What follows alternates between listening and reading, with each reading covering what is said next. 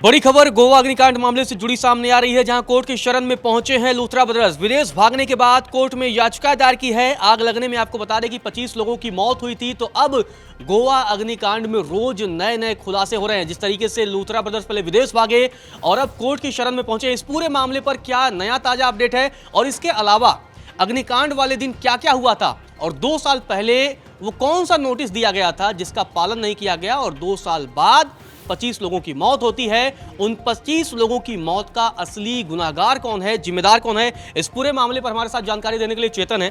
चेतन, क्या अपडेट है गोवा अग्निकांड मामले पर और लूथरा ब्रदर्स जिस तरीके से विदेश भागे, इस पूरे मसले पर अभी क्या अपडेट आ रही है? देखिए, जिस तरीके से ये कांड हुआ गोवा में और ये नाइट क्लब में कांड हुआ, इससे न सिर्फ सवाल उन मालिकों पर खड़े हो रहे हैं जो देश छोड़कर भाग गए हैं, बल्कि उन लोगों पर भी खड़े हो रहे हैं, उस प्रशासन पर भी खड़े हो रहे हैं जिन्होंने अग्निकांड के 5 घंटों बाद तक मालिकों को शायद ढूंढने की कोशिश ही नहीं की। अगर की होती तो ये दोनों भाई दिल्ली से फ्लाइट पकड़ के थाईलैंड नहीं भाग पाते।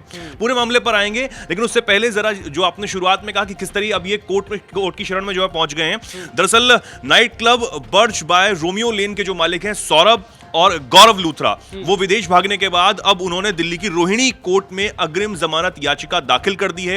ये याचिका उन्होंने अपने वकील के जरिए दाखिल कराई है और याचिका में कोर्ट से जमानत देने की अपील की गई है। हालांकि सुनवाई होगी और तब पता लगेगा कि इनको क्या कुछ इनके मामले में फैसला आता है। लेकिन एक चीज हम समझने की यहाँ कोशिश करेंगे कि पूरा मामला गोवा से जुड़ा हुआ है, तो दिल्ली कोर्ट में इन्होंने याचिका क्यों दाखिल की है? जी बिल्कुल, क्योंकि ये दिल्ली में थे और जो फरार हुए हैं ये दिल्ली से फरार हुए हैं और उसके बाद जब इन्हें पता लगा कि देर रात इनके क्लब में जो है वो आग लगती है, इस वक्त दिल्ली में मौजूद थे, दिल्ली में भी इनका घर था और अपने घर पर ही मौजूद थे। यहां से जब इन्हें पता लगता है करीब 3 साढ़े 3 बजे के आसपास ये एयरपोर्ट पहुंचते हैं तुरंत दोनों भाई, और वहां से फ्लाइट पकड़ के, और सबसे अहम बात इसमें मैं बोलने जा रहा हूं कि इंडिगो की फ्लाइट पकड़ के ये दोनों भाई जो हैं थाईलैंड फुकेट पहुंच जाते हैं।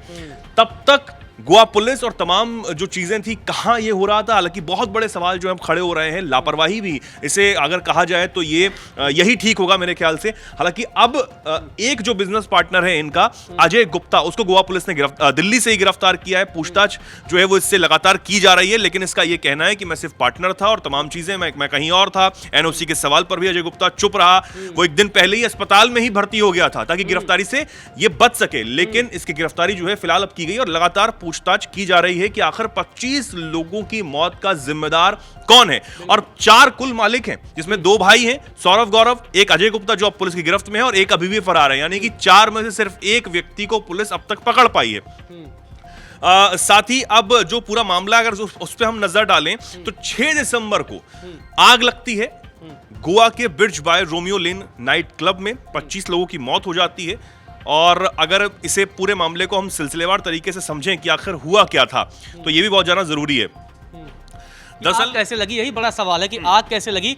और उसके बाद चेतन, हम ये भी दर्शकों को बताना आप कि वो 2 साल पहले वाला नोटिस क्या था, क्योंकि वो 2 साल पहले वाला नोटिस बहुत अहम हो जाता है कि भाई नोटिस आया और 2 साल तक मनमानी ढंग से ये क्लब चलता रहा, लोगों की सुरक्षा के साथ खिलवाड़ किया जाता रहा और जब 25 लोगों की मौत हो चुकी है तब जाके शासन प्रशासन भी जागा, क्योंकि भाई प्रशासन की तरफ से वो नोटिस आया होगा। तो क्या उसके बाद प्रशासन ने भी उस नोटिस का फॉलोअप नहीं लिया या बस नोटिस देके उन्होंने सोचा कि अपना कोटा हम पूरा कर लिए हैं? क्या मामला था, क्या उसके बाद नोटिस के बाद कोई अधिकारी मैनेज हुए, ये भी एक बड़ा सवाल खड़ा होगा। तो सवाल कई सारे खड़े होंगे, उस दिन क्या हुआ घटना में और वो नोटिस क्या था? नहीं बिल्कुल, ये जब घटना से शुरुआत करते हैं शनिवार का दिन 6 दिसंबर की रात गोवा के बर्च बाय रोमियो लेन, जो इन 4 पार्टनर्स का ये क्लब है, वीकेंड पार्टी यहां पर चल रही थी। डांस फ्लोर पर करीब 100 से 150 लोग जो हैं वो जमकर थिरक रहे थे, झूम रहे थे, जश्न मना रहे थे। बेली डांसर भी यहां मौजूद थी। बेली डांसर का जिक्र कर रहे हैं, वो इस पूरे मामले में बच गई है। उसने भी बताया कि वो कैसे बची है, तमाम चीजें बताई गई हैं। रात करीब 12 बजे बेसमेंट में जो इस क्लब के किचन है वहां पर एक सिलेंडर ब्लास्ट होता है और अचानक से किचन में आग लग जाती है। धीरे धीरे किचन से जो आग है वो उस डांस फ्लोर तक पहुंचती है जहां पर तमाम 100 से 150 लोग यहां पर मौजूद थे। अफरा तफरी का माहौल बन जाता है, लोग अपनी जान बचाने के लिए इधर उधर भागते हैं, लेकिन इस दौरान कई लोग जो हैं वो आग की लपटों का शिकार भी हो जाते हैं। सबसे हैरान करने वाली बात यह है रजत कि यहां पर इतना सकरा रास्ता था, यानी कि अगर बेसमेंट में यह आग लगी, कुछ लोग बेसमेंट तक भी गए क्योंकि ऊपर जब आग पहुंच चुकी थी, लेकिन जो नीचे किचन स्टाफ फंसा हुआ था वो बाहर ही नहीं निकल पाया। रिपोर्ट में यह भी सामने आया है कि 25 लोग जिनकी मौत हुई है इनमें से ज्यादातर लोगों की जो मौत हुई है वो सिर्फ दम घुटने से हुई है, आग की चपेट में आने से नहीं, दम घुटने से मौत हुई है। कि ना ही कोई वेंटिलेशन का कोई रास्ता था और ना ही निकल पाने का कोई रास्ता था। जब तक फायर ब्रिगेड और तमाम जो प्रशासन है वो यहां पर पहुंच पाता, तब तक 25 लोग अपनी जान गंवा चुके थे, जिसमें 14 स्टाफ, 4 टूरिस्ट भी शामिल थे और कई लोगों की पहचान जो है वो धीरे धीरे खैर हो रही है। जैसे मैंने बताया कि दम घुटने से ज्यादातर लोगों की मौत हुई है, तो ये भी एक बड़ा सवाल है। अब आते हैं उस बात पर कि आखिर 2 साल पहले क्या हुआ था और किस वजह से ये कहा गया कि ये जो पूरा क्लब है ये एक तरीके से अवैध रूप से चलाया जा रहा था। दस्तावेजों से पता चला है कि दिसंबर 2023 में ही अरपोरा पंचायत में इस रोमियो लेन नाइट क्लब के खिलाफ एक शिकायत दर्ज होती है। क्लब को सॉल्ट पेन एरिया में गैरकानूनी तरीके से बनाने का भी आरोप है। सीवेज जो इसका था, सीवेज जो होता है वो सीधे नदी में बहाया जा रहा था, तो इसको लेकर भी इस पर शिकायत वो भी तमाम मतलब हर जगह नियमों को ये लोग नियमों की धज्जियां उड़ा रहे थे।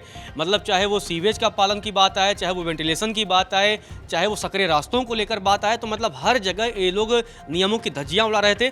और यही एक सवाल यहाँ अहम हो जाता है कि क्या प्रशासन की मिलीभगत भी थी, क्योंकि 2 साल से लगातार मतलब नोटिस आने के बाद, और फिर नोटिस में क्या था वो भी बड़ा ज़रूरी हो जाता है कि नोटिस में क्या कुछ था और कैसे नोटिस के बाद भी न क्लब जागा न प्रशासन जागा। देखिए, अरपोरा पंचायत जो है वो जनवरी 2024 यानी कि पिछले ही साल जनवरी में क्लब का निरीक्षण भी करता है और इस बात को जो पंचायत है वो ये बात मान लेती है, जो टीम आती है, कि ये अवैध रूप से बना हुआ है, अवैध ढांचा है, इस बात को मान लिया जाता है। कारण बताओ, नोटिस 13 मार्च को इस क्लब के खिलाफ जारी किया जाता है और अवैध ढांचे को गिराने का आदेश भी जारी कर दिया जाता है।